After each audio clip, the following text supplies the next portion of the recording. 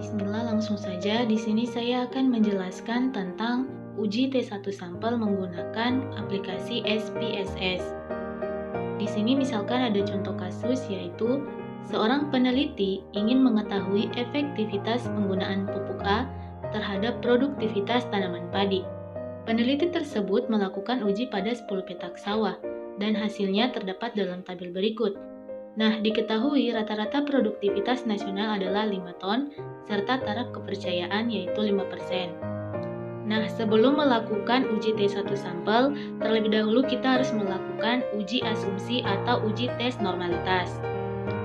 Di sini yaitu H0 adalah data berdistribusi normal, sedangkan untuk H1-nya yaitu data tidak berdistribusi normal. Nah, untuk alfanya yaitu sebesar 5% atau 0,05. Sedangkan untuk statistik uji yang digunakan yaitu uji Kolmogorov-Smirnov. Selanjutnya kita akan melakukan uji tes normalitas di SPSS. Langsung saja kita masukkan data yang ada dalam soal tersebut di data view.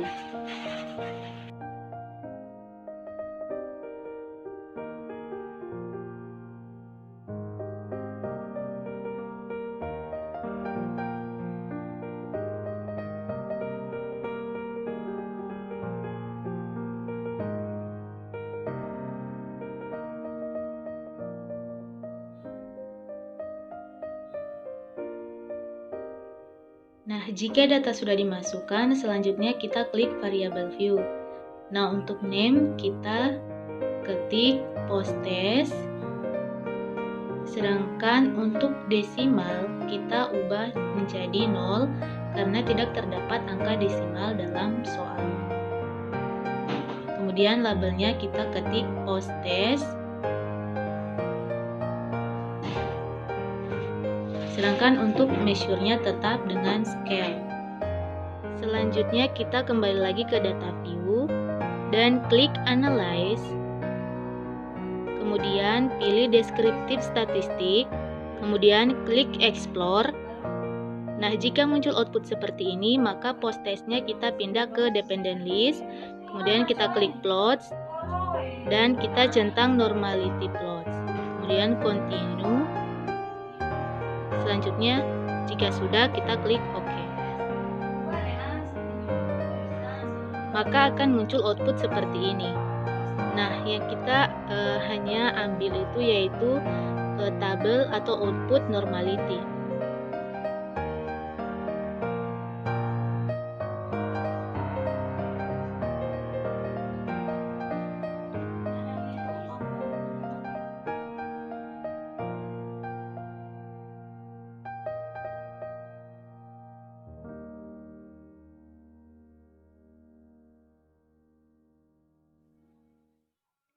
Nah, jika tabel normality-nya sudah kita copy, selanjutnya kita fokus ke Kolmogorov-Smirnov. Nah, untuk kriteria pengujiannya yaitu p-value lebih kecil alfa, maka tolak H0. Nah, untuk signifikan di tabel Kolmogorov-Smirnov kan didapat yaitu 0,133. Sedangkan untuk alfa yaitu 0,05, sehingga p-value yaitu 0,133 lebih besar dari alfa, yaitu lebih besar dari 0,05, sehingga terima H0. Nah, dapat disimpulkan data berdistribusi normal sehingga perlu dilanjutkan ke uji T1 sampel. Selanjutnya uji T1 sampel. Untuk uji T1 sampel, pertama kita harus menentukan hipotesis, yang dimana hipotesis H1 yaitu terdapat perbedaan setelah pupuk A diaplikasikan, sedangkan H0 kebalikan dari H1 yaitu tidak terdapat perbedaan setelah pupuk A diaplikasikan, dengan nilai alfa yaitu 5% atau 0,05. Nah, kemudian kita akan menguji T1 sampel menggunakan SPSS. Nah, kita klik data view, kemudian kita klik analyze. Kemudian pilih comparison means dan pilih one sample to test. Jika muncul output seperti ini, kita pindahkan post testnya ke test variable. Selanjutnya untuk test value kita ubah menjadi 10. Karena data berjumlah 10, kemudian kita klik option. Nah, optionnya itu sudah 95% karena alpha kita menggunakan 5%. Sudah, maka akan muncul output seperti ini. Yang kita akan copy yaitu tabel one sample statistik dan tabel one sample test.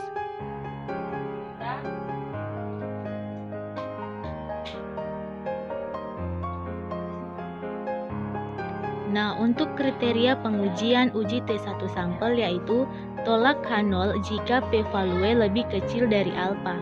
Sedangkan p-value yang kita dapatkan atau nilai signifikan yaitu 0,00 sehingga lebih kecil dari alpha, maka tolak H0. Sehingga dapat disimpulkan yaitu terdapat perbedaan yang signifikan setelah pupuk A diaplikasikan.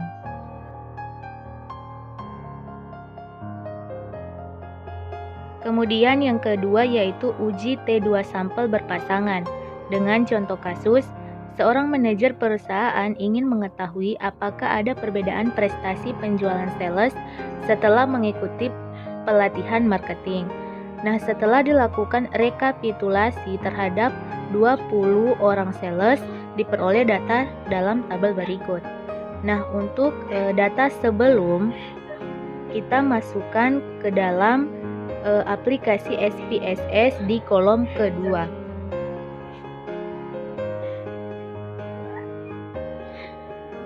Kita masukkan datanya.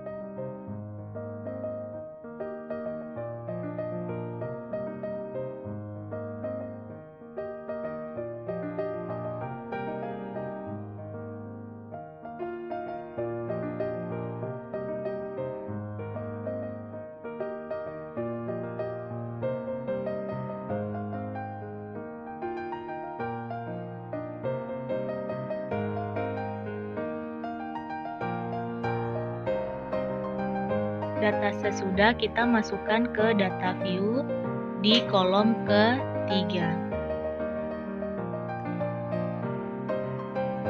Seperti ini.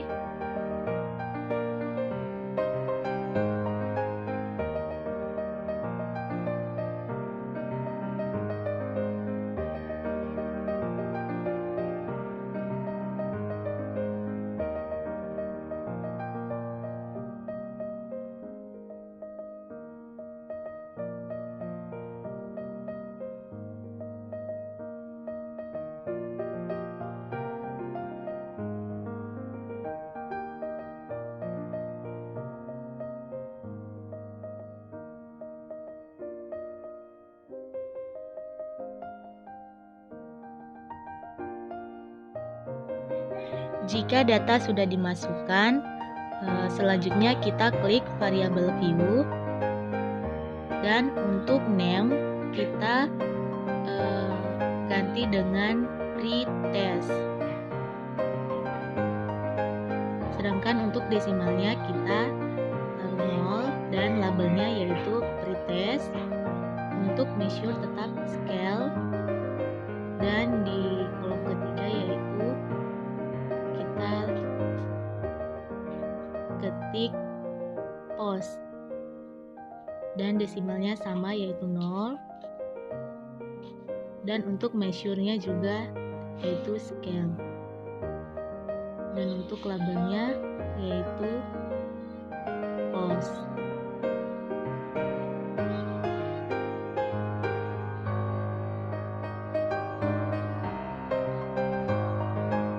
Selanjutnya kita klik data view, kemudian klik analyze, pilih deskriptif statistik, kemudian klik explore, maka akan muncul output seperti ini. Nah, kemudian pretest dan posttest kita pindah ke dependent list. Jika sudah, kita klik plots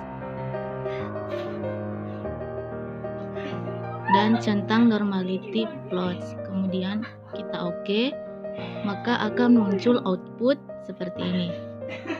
Nah, yang kita copy atau yang kita ambil hanya tabel test of normality saja.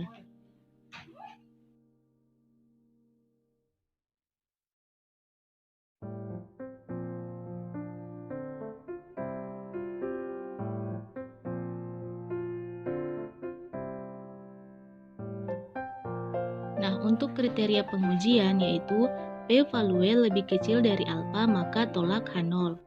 Namun, karena di test of normality ini pada kolom Kolmogorov-Smirnov yaitu signifikannya bernilai 0,200, sehingga p-value yaitu 0,200 lebih besar dari alfa yaitu 0,05, sehingga terima H0.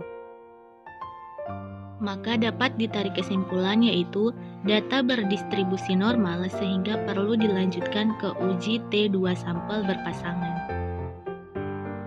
Selanjutnya yaitu uji hipotesis yang dimana HA-nya yaitu new post-test tidak atau sama dengan new pre-test atau terdapat perbedaan yang signifikan antara rata-rata penjualan sebelum dan sesudah mengikuti program pelatihan.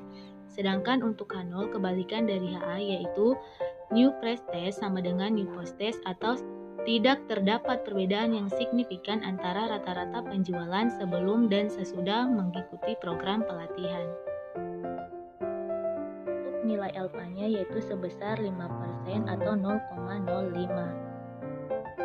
Nah, untuk statistik uji yaitu yang digunakan adalah uji T2 sampel berpasangan atau paired sample test.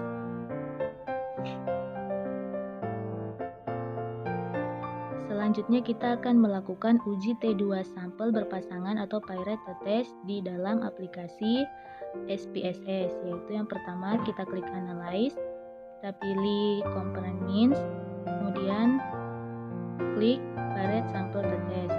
Nah, untuk pretest kita pindah ke variabel 1, sedangkan untuk posttest kita pindah ke variabel 2. Jika sudah, selanjutnya kita klik option. Nah, untuk nilai intervalnya yaitu 95%, yang dimana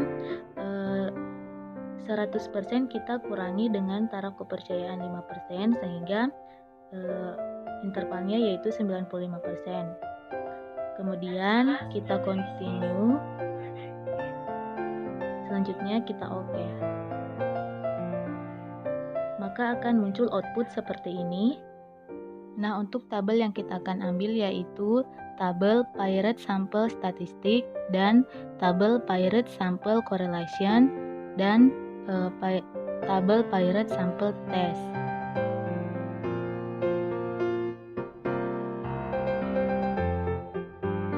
Sehingga untuk kriteria pengujian yaitu tolak H0 jika p-value kurang dari alfa.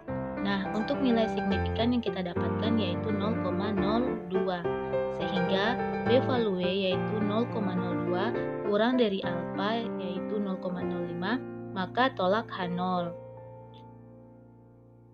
Sehingga dapat kita simpulkan atau dapat ditarik kesimpulan yaitu terdapat perbedaan yang signifikan antara rata-rata penjualan sebelum dan sesudah mengikuti program pelatihan.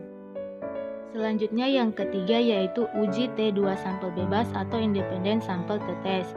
Dengan contoh kasus yaitu seorang guru bahasa Indonesia ingin mengetahui apakah ada perbedaan nilai ujian mata pelajaran bahasa Indonesia antara kelas 6A dan 6B. Penelitian ini menggunakan sampel sebanyak 10 mahasiswa pada masing-masing kelas. Nah, untuk nilai kelas 6A dalam tabel berikut, sedangkan untuk nilai kelas 6B sebagai berikut.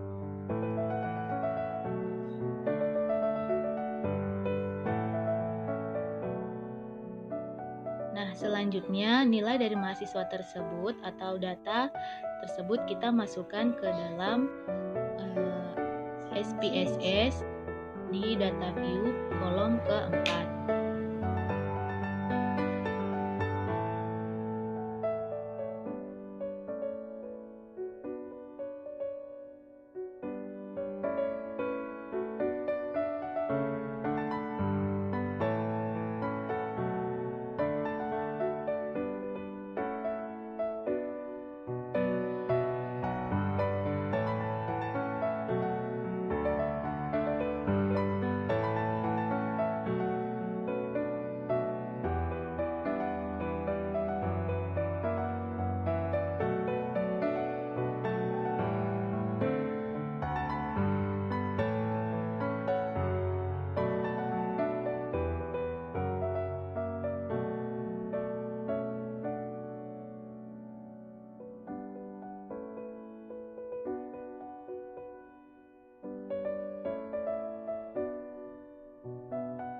Jika data sudah kita masukkan, selanjutnya kita klik variabel view. Nah, untuk pada kolom keempat kita ketik hasil dan desimalnya kita ganti dengan 0 karena tidak terdapat angka desimal.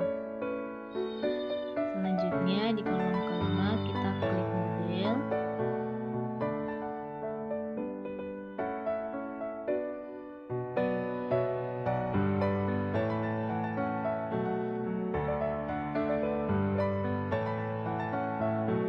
Untuk desimalnya kita klik 0 karena tidak ada angka desimal. Nah, tadi di label hasil itu kita tulis hasil belajar.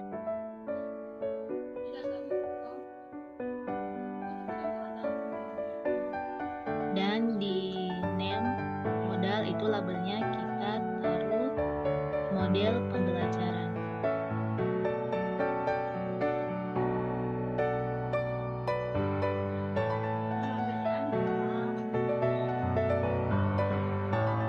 Sedangkan untuk measure-nya kita klik nominal. Selanjutnya kita kembali ke data view, kemudian klik analyze. Pilih deskriptif statistik, kemudian klik explore, dan hasil belajar kita pindah ke dependent list, kemudian klik plots dan centang normality plots. Setelah selesai kita klik OK, maka akan muncul output seperti ini. Nah, yang akan kita ambil yaitu hanya table of normality saja.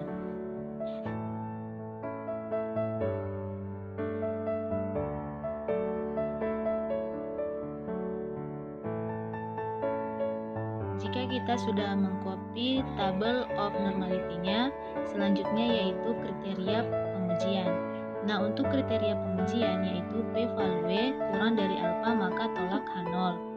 Nah, signifikan yang kita dapatkan yaitu 0,200 sehingga p-value 0,200 lebih besar dari alfa yaitu 0,05 sehingga terima H0. Nah, dapat ditarik kesimpulan yaitu data berdistribusi normal sehingga perlu dilakukan ke uji T2 sampel bebas.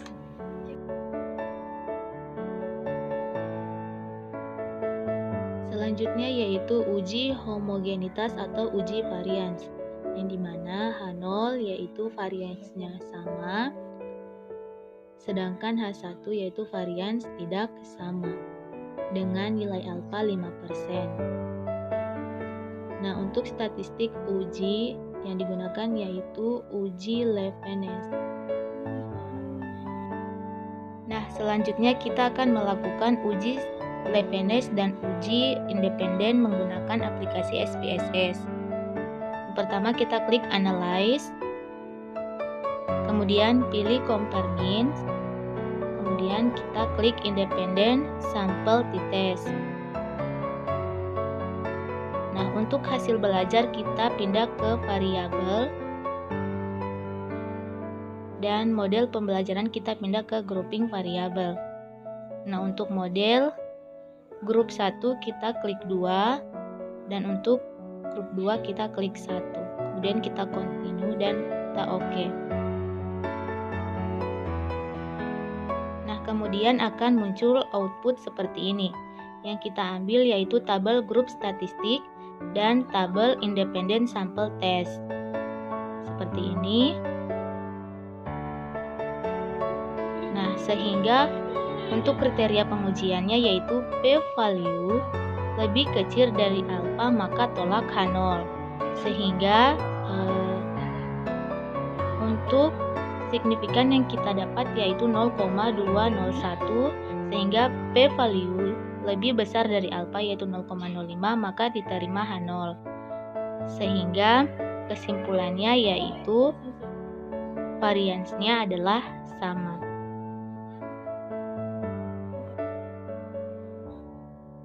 Nah, untuk statistik uji T2 sampel independen yaitu di mana H1-nya adalah ada perbedaan nilai ujian bahasa Indonesia kelas 6A dan 6B.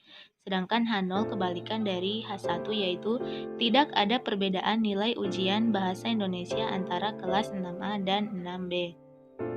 Sedangkan untuk nilai alfanya yaitu 5% atau 0,05. Nah, selanjutnya untuk statistik uji T2 sampel independen sama seperti yang di atas, itu terdapat dalam tabel seperti ini.